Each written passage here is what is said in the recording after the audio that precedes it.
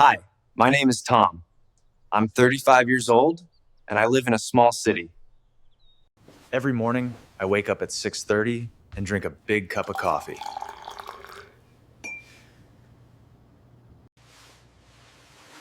Then, I take a quick shower and get ready for work.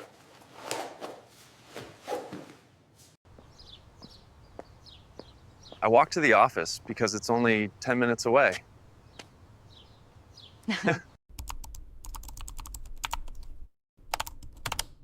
At work, I check my emails and help customers all day.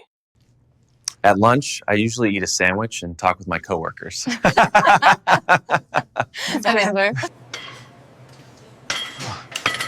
After work, I go to the gym or sometimes go shopping. In the evening, I cook dinner and watch my favorite series.